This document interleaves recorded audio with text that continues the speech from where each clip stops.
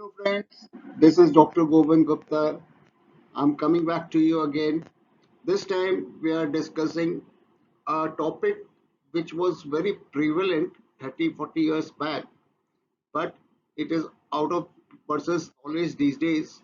But these sexually transmitted diseases are making a comeback, and hence I thought I must bring it to your kind attention about the possibilities of the diseases and let us start with the symptoms of STDs. One of the more common symptom is either an ulcer, a sore, or a bump in the genital area, or there can be a painful or burning sensation of urine.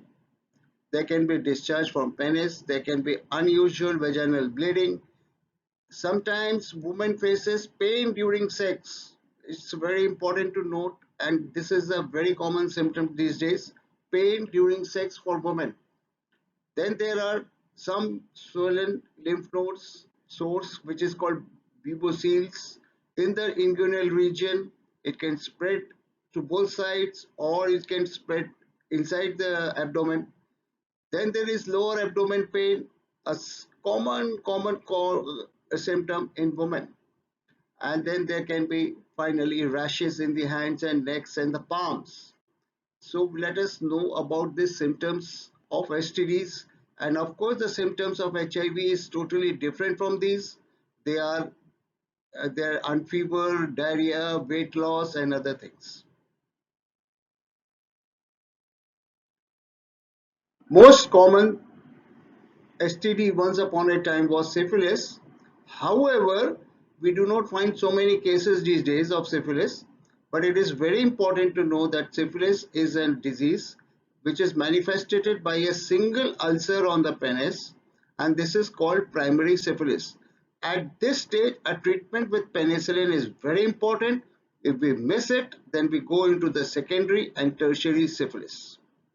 Symptoms of the secondary syphilis we have mentioned is called rashes in the body, palms, and the symptoms of tertiary symptoms are straight away damage to the nervous system. Let us talk about the causes of sexually transmitted diseases.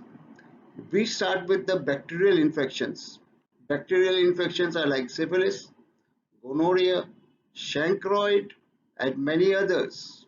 Then we have parasite infections, sometimes pubic lice is also there. Then we have got trichomoniasis, which is now considered as a uh, parasite. In women, it causes white discharges, unusual vaginal discharges. In men, it causes pain during urination without any, and the urine report becomes sterile. So these are the parasitic infections. Parasitic infection in male affects prostate, and parasitic infection in women affects their reproductive organs.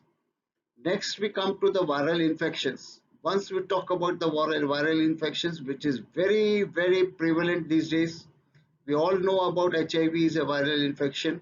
Then let's come back to the herpes, which is very common. Then let us talk about molluscums and other infections like hepatitis A, B, or C also can be sexually transmitted. Sometimes it goes into some kind of wart eruptions. These are called papilloma. So these are the very important viral infections.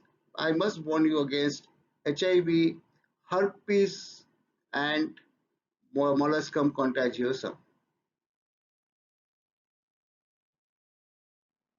General precautions without medication is simply abstaining from sex, stay with one uninfected partner. If you have got taken done a meeting or you have been exposed to some unknown partner, wait and get tested. Then there are vaccinations for hepatitis A and B, C, use of condoms and dental dams if you are into sex and oral sex. Avoid alcohol intake excessively because that can distorts the mental ability to think.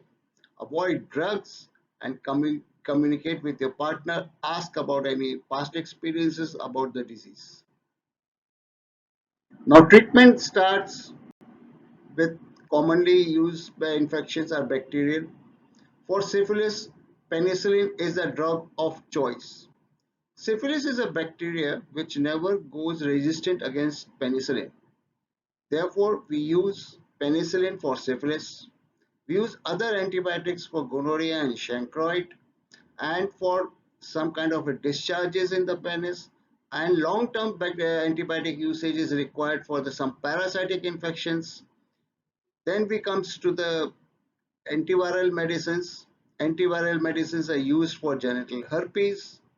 Antiviral medicines are used for HIV, but molluscum does not respond to the antiviral or antibacterial medicines.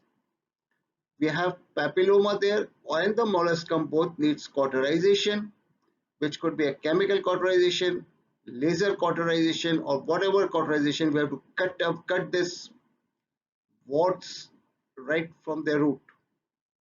And let us again not forget about use of penicillin in case of syphilis.